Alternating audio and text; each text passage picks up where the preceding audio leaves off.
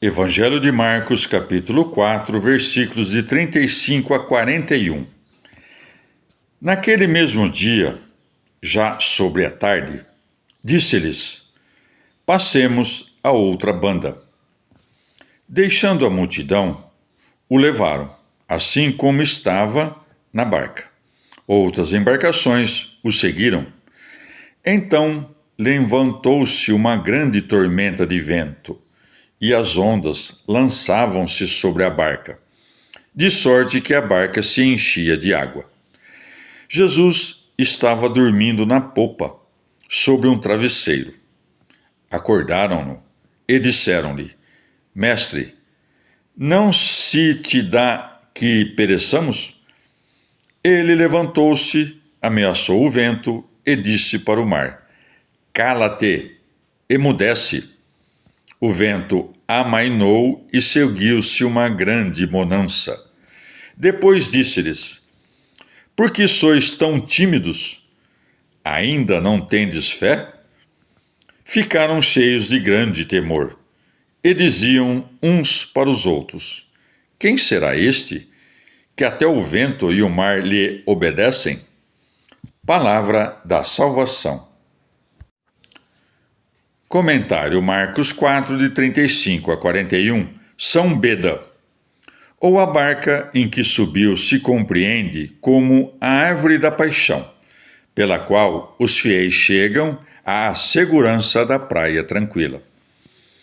As outras embarcações que, como se diz, estavam com o Senhor, significam aqueles que estão imbuídos da fé na cruz do Senhor, mas não são agitadas pelo turbilhão das tribulações, ou os que, após as tempestades das tentações, gozam da serenidade e da paz.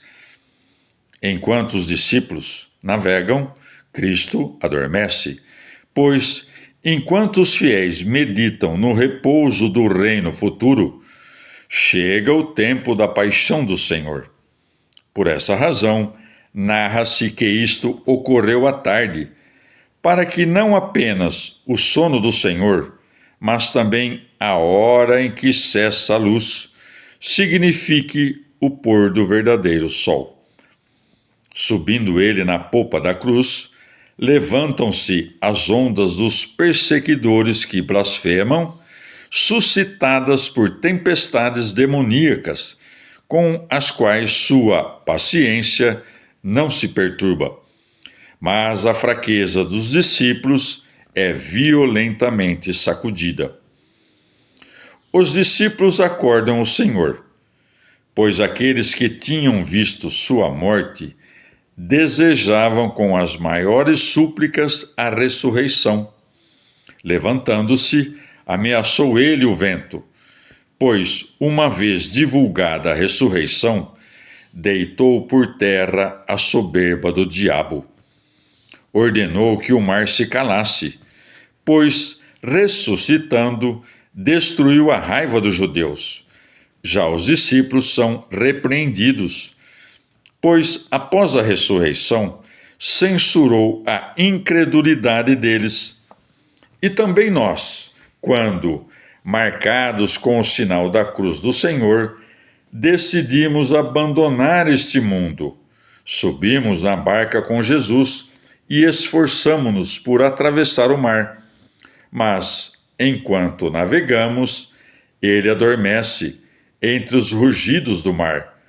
Quando, em meio à prática de nossas virtudes, ou entre os espíritos imundos, os homens perversos, ou entre os assaltos de nossos próprios pensamentos, a chama do amor arrefece.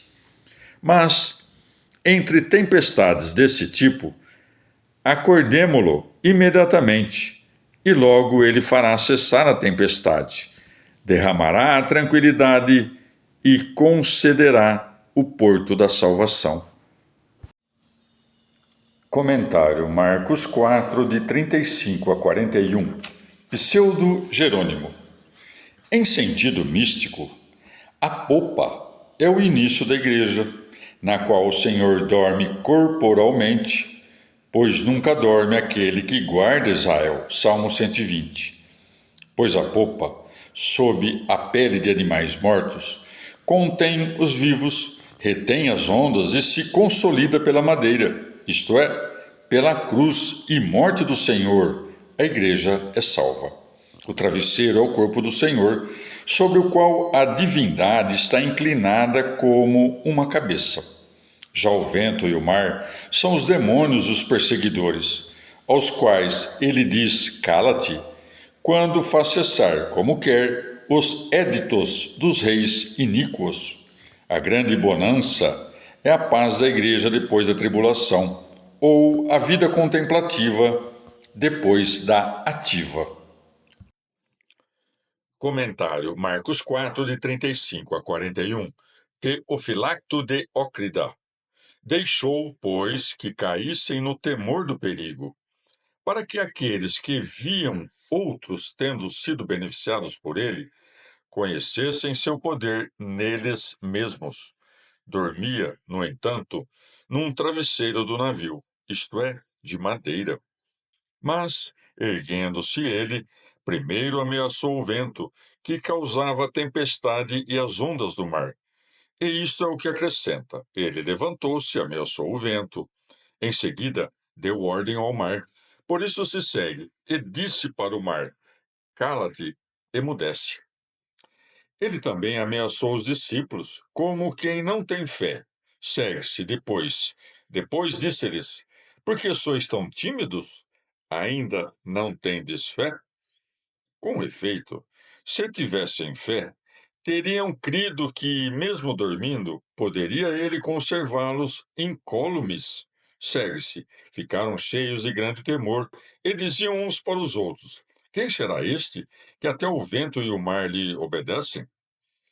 E, com efeito, tinham dúvidas em relação a ele, pois enquanto com uma ordem aplacou o mar, não com um bastão, como Moisés, não com preces, como Eliseu fizera com o Jordão, nem com a arca, como Josué na Vé.